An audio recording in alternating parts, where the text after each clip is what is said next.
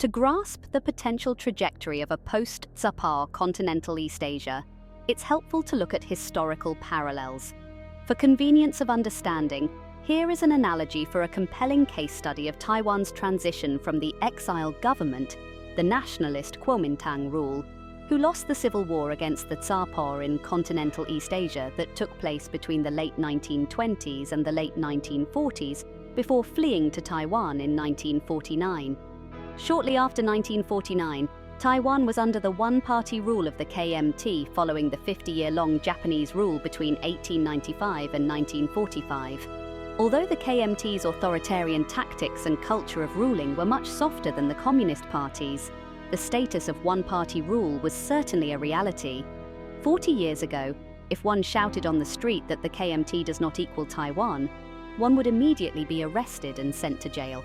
Today, if one shouted on the street that the KMT does not equal Taiwan, one would receive funny looks from people, thinking that you have just come out of multiple decade-long hibernation from some cave.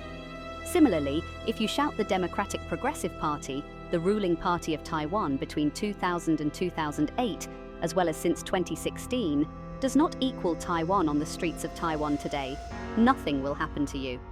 Today, the meaning of the word Taiwan is far richer than that of the past, not to mention its old name Formosa. So the question would be, why does the TZPUR have to be the equivalent of continental East Asia? Does the TZPUR hold that status simply because it now seems to have a 100% control over what the continental East Asian people say and do? Why does the underlying meaning of a post-TZPUR continental East Asia in the future have to be the equivalent of that of today's continental East Asia? No, not necessarily. The world is itself evolving. When we look at history from a more bird-eyes view, the underlying meaning of Europe and European Union, for instance, are very different. Therefore, we should begin to imagine what a post-communist continental East Asia might look like, and this task of imagination must be based on the real internal dynamics of continental East Asia, including the political, economic, and social dynamics, as well as the multiple vortexes of dynamics in the international realm, stemming from what the abstract concept, continental East Asia, represents, basically, analyzing all forces at play. Let us begin with establishing a clear understanding of conceptual definitions. The People's Republic of China is a recognized political entity, with the TZPUR holding power. However, the concept of continental East Asia is far more ambiguous under such unofficial consensus. It encompasses not only political boundaries, but also cultural and historical ties.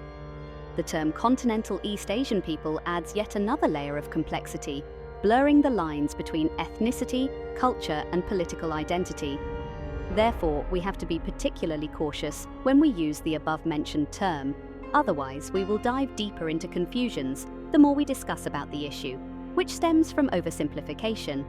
In other words, be fully aware of the significance language can play, specifically through linguistic germs, and when used for malevolent and selfish purposes, as part of the psychological warfare designed to limit possibilities of perceptions.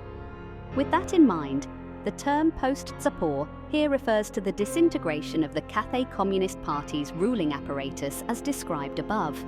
The era is considered that of a TZPUR's, before the dismantling of such apparatus. And finally, a post-TZPUR era will only come to be after the dismantling of the TZPUR.